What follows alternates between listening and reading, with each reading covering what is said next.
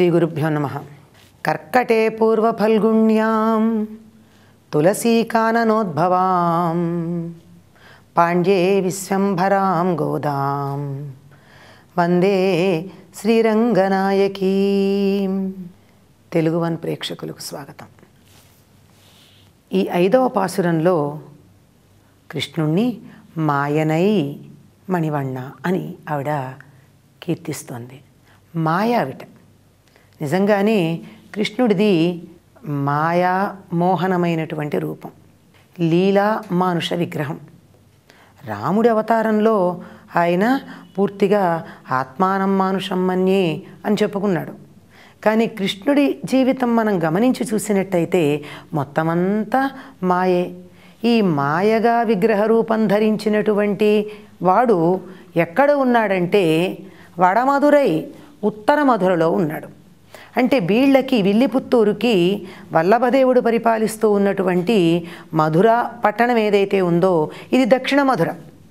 దీన్ని ఇప్పుడు మనం మధురై అంటూ ఉన్నాం. ఉత్తర మధురని మాత్రం మధుర అంటున్నాం. అంటే తమిళంలో దాన్ని కూడా మధురై అనే అన్నారు.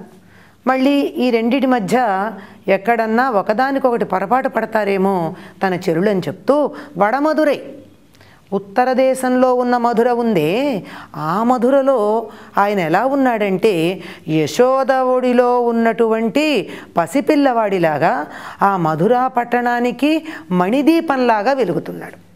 దామోదర అని ఇక్కడ ప్రత్యేకంగా ఆవిడ చెప్తూ ఉంది. ఈ దామోదరుడుగా ఉన్నటువంటి ఇతన్ని మనం కీర్తిస్తూ పరిశుద్ధులమై వెళ్ళి ఆయన మీద కొన్ని పూలు వేద్దాం. ఏం ప్రత్యేకంగా దగ్గరికి వెళ్ళి అయ్యో ఈ పువ్వు ఇలా వేసినట్టయితే గుచ్చుకుంటుందేమో, ఇలా వేసినట్టయితే దెబ్బ తగులుతుందేమో అని మనం ఏమీ అనుకోనక్కర్లా. అసలు పూలంటే ఆయనకి ఎంత ఇష్టం అంటే అలా వేస్తే చాలు. అంతేకాదు ఆ పూలు వేసేటటువంటిది ఎట్లా వేసినా పర్వాలేదు. దానికి తోడు మన చేతులతో పట్టుకుని వేస్తున్నామే ఆ పూలకి మన వాసన ఉంటుంది. ఆడవాళ్ళు వేస్తే ఆయనకి చాలా ఇష్టం. అందువల్ల గోపికలు ఏం చేసినా ఇష్టం గనక ఆ పూలు ఎలా వేసినా పర్వాలేదు. అంతేకాదండి, ఇక్కడ ఈవిడ విసరడం గురించి ఒక మాట చెప్తుంది. ఎందుకు చెప్తుందంటే పాండ్యరాజు విష్ణు చిత్తుడు నారాయణుడే అందరికీ ముక్తి ప్రసాదించగలిగిన వాడు అని ప్రతిపాదించినప్పుడు మురిసిపోయి ఏనుగ మీద తిరువీధుల్లో ఊరేగిస్తూ ఉన్నప్పుడు స్వామి తన శిష్యుడి వైభవం చూడ్డానికి అంతరిక్షంలో వచ్చి ఆశీర్వదిస్తూ ఉంటే స్వామి కనపడగానే పూజ చేయాలి గనక అందుబాటులో పూలు లేకపోతే విష్ణు చిత్తుల వారు తనకి బహుమానంగా ఇచ్చిన సంచి తీసి అందులో చూస్తే మణులున్నాయిట, రత్నాలున్నాయిట. ఆ మణులతోనూ రత్నాలతోనూ విసిరి పూజించట. ఎంత విలువైందైతే మాత్రం మణి రాయి కాదా, అది విసిరితే దెబ్బ తగలదా? కానీ ఆయన చాలా చక్కగా ఆనందంగా స్వీకరించాడు.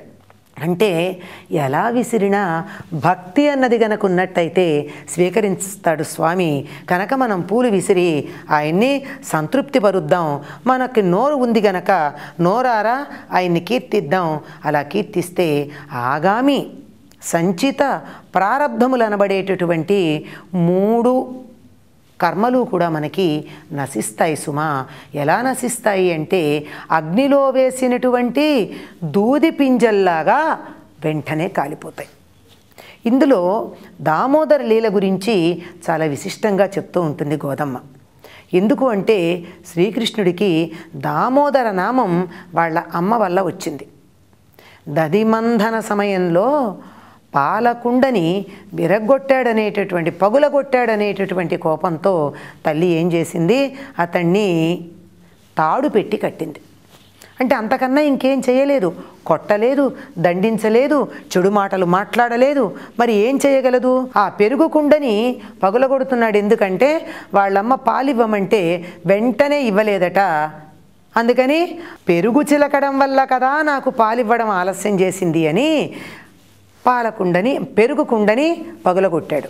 మరి పెరుగు కుండన్నా పెరుగన్నా పాలన్నా గొల్లలకి పరమ పవిత్రమైనవి.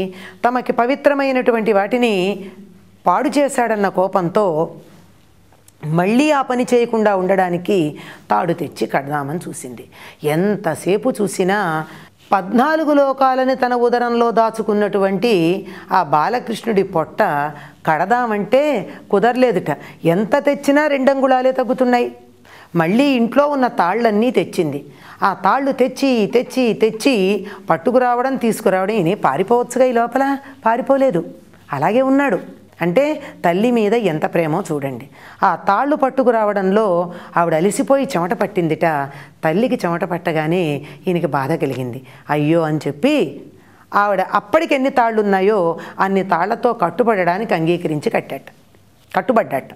అందువల్ల ఆ కడితే ఈ లేత పొట్ట కదా, ముడి వేసిందిట. ముడి వేసిన చోట చిన్న గుర్తుపడిందిట కమిలిపోయి. అప్పటి నుంచి ఆయనకి దామోదరుడు అని పేరు. అంటే దామము ఉదరమునందు కలిగినవాడు. అంటే తల్లి తెచ్చినటువంటి ఆ తాడు ఏదైతే ఉందో అది పొట్ట దగ్గర గుర్తుగా కలిగినవాడు అని అర్థం. దామం అంటే పూలదండ.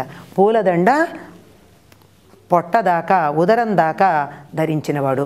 ఇక్కడి వరకు కాకుండా ఈ నాభి దిగువ భాగం దాకా పూలదండ ధరించినవాడు. ఇంకా చాలా విశేషమైనటువంటి అర్థాలు చెప్తారు దామోదర శబ్దానికి. ఈ దామోదర శబ్దానికి ఆధ్యాత్మికంగా చెప్పే అర్థాలన్నింటితో పాటు యశోదా తనయుడుగా తల్లికి కట్టుబడడం అనేటటువంటి వైశిష్ట్యం ఉంది ఇక్కడ. అంటే చిక్కడు సిరికౌగిటిలో చిక్కడు యోగాది ముని బృందముల హృదయాల్లో అని చెప్తున్నారు. అంటే ఎక్కడా కూడా చిక్కట.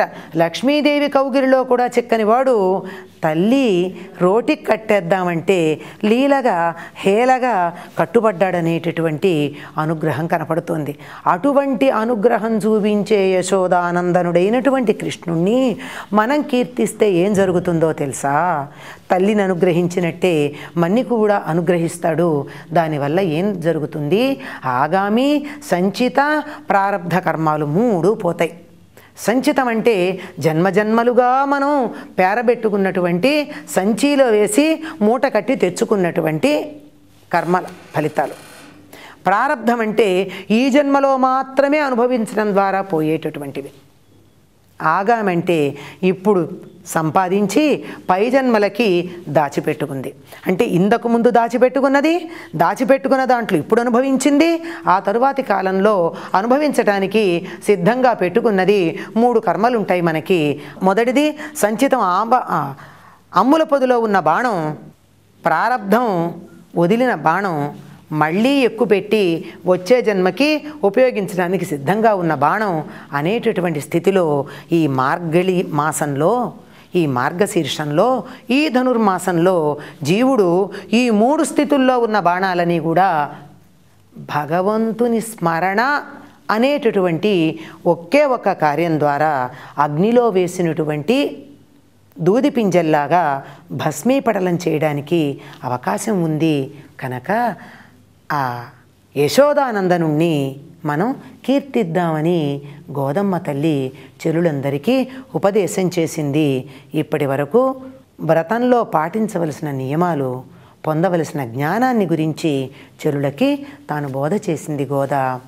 నీళాతుంగస్తనగిరితటి సుప్తముద్బోధ్య కృష్ణం పారార్చ్యం స్వం శృతిశరసిద్ధమధ్యాపయంతి స్వోచ్ఛిష్టాయాం సృజనిగళితం యా బలాత్కృత్య భుంక్తే గోదా తస్యై నమైదమిదం భూయ ఏవాస్తు భూయః. స్వస్తి.